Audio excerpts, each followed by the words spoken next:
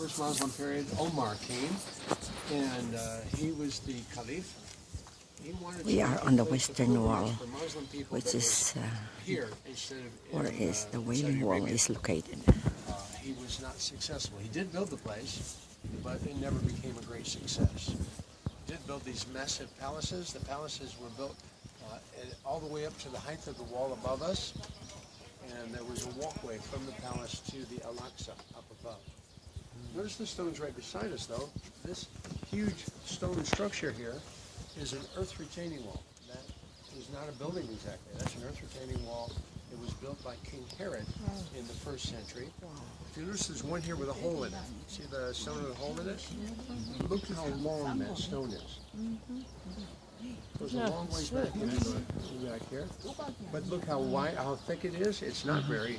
I mean, it is. That's a big stone. Notice the one above it is almost the same size, but it stretches the other direction. They hook together like, hooking fingers together. And that is an effective way of building a very stable quarter. This quarter has been standing and stable for over 2,000 years, so it really did work.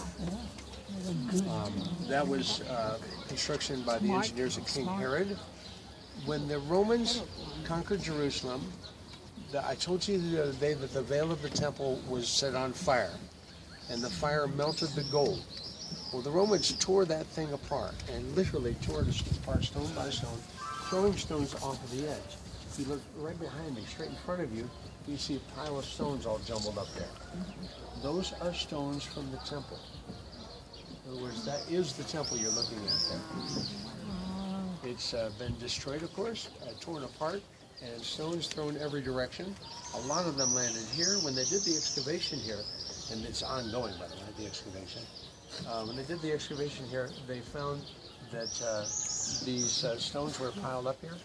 They began to check them and realized that they were precious stones that had been thrown from the Temple Mount, and that actually is the temple that you're looking at there. The pathway behind me is rippled and broken in places. The ripple and the break is because of throwing those huge stones down here. Broke this pavement below it.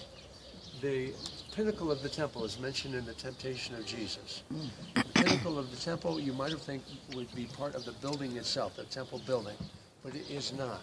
The pinnacle of the temple was a place for the calling of prayers, and we now know exactly where that pinnacle was located.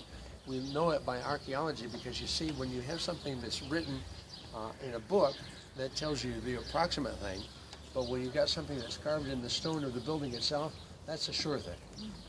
And in this case, we found a stone that has an inscription on it. It tells us exactly what it is. So the pinnacle of the temple would be this corner at the top. Can you see a green tree up there on this side, on the left-hand side?